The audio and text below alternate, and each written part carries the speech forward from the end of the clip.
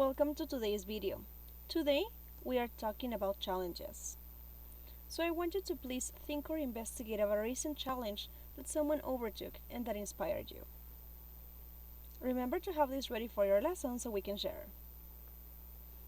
Okay, now we're going to go to student book page 55, exercise 3A. We're going to listen to a reporter talk about a meeting she had with Kristen Ulmer. Please number the topics from 1 to 5. Page 55.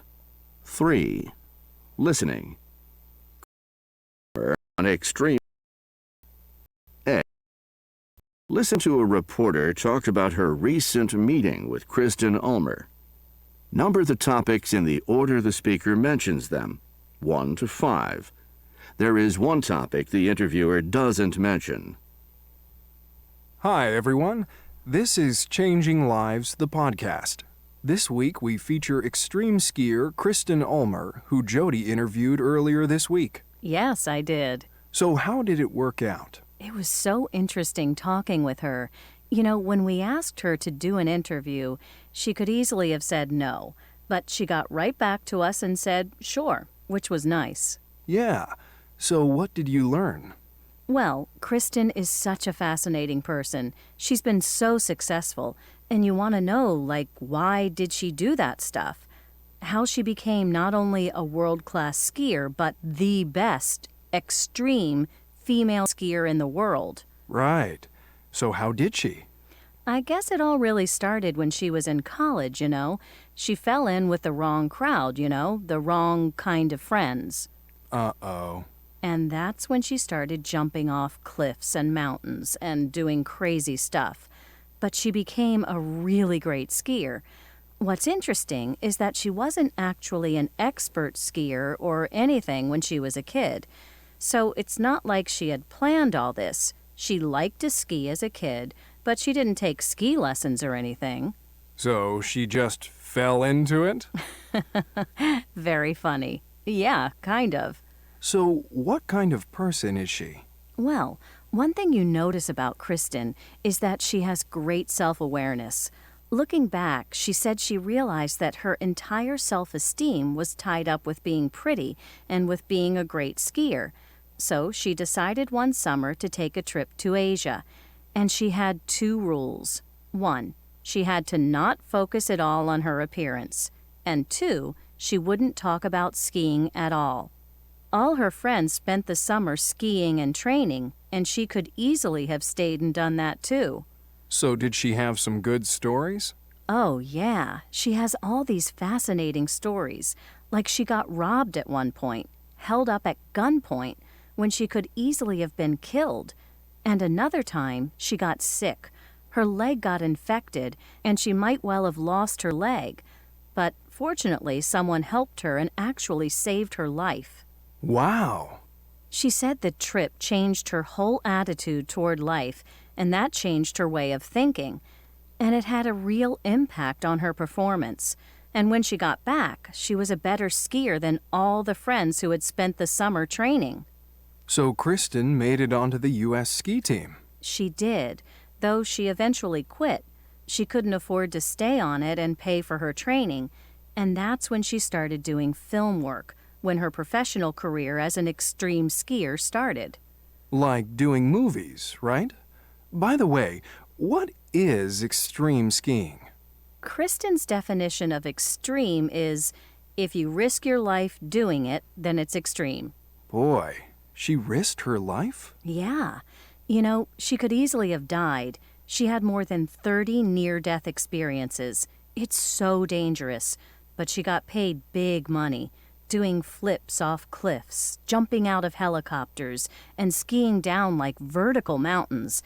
I mean, it's crazy, but yeah, she was constantly being invited to shoot these movies and contacted by sponsors and paid to fly all over the world. I mean, she was famous, and it became an addiction for her. But then she decided to turn her back on it all. That must have been hard. Actually, she says it was an easy decision. And now she's been training in Zen, doing life coaching, helping people be the best they can be. And she says she really understands how powerful the mind is, and she wants to help athletes change the way they train, focusing on mental training, not just on physical training, and so transform their performance. Amazing. So let's listen to the interview. Okay, so the topics were first college, then childhood, then of course travel, then it was film career and giving up on extreme skiing. Okay, now I want you to please work on exercise 2A. Here, we're going to rewrite the sentences into the passive form. Similar sentence the ones in the article in the previous page. Pause the video while you work, please. Okay, let's see. Something might well have injured Vermont. Vermont might well have been injured. Something could easily have cut the trip short. The trip could easily have been cut short. They shouldn't have allowed him to do it. He shouldn't have been allowed to do it. So, taking a look at these sentences. As you notice, all of them are in the passive, but what do they have in common? Modals, that's right. So let's take a look at this. Using the passive and past modal verbs. Now, when we use the passive, we might want to add a past modal to indicate something that didn't really happen, but that could have. The meaning will be pretty similar. Vermont might well have been injured. Could easily have been. He shouldn't have been allowed to do it. It ought not to have been allowed. Now, if you notice, you're going to use the modal verb before the passive. Here we can see the passive that you know the past passive has have as an auxiliary, then of course been and our verb in past participle. And we have the past modal, might well, could, shouldn't, and ought not to. Now, what happens if you have the verb make? Well, when we have the verb make with passive, it has a different pattern than in an active sentence. In an active sentence, we have him. They made him sleep in the police cells. Now, when you rewrite this as a passive sentence, you're going to say he was made to sleep in the police cells. As you notice, I am adding to before my verb. Now, let's go to workbook page 32, exercise A.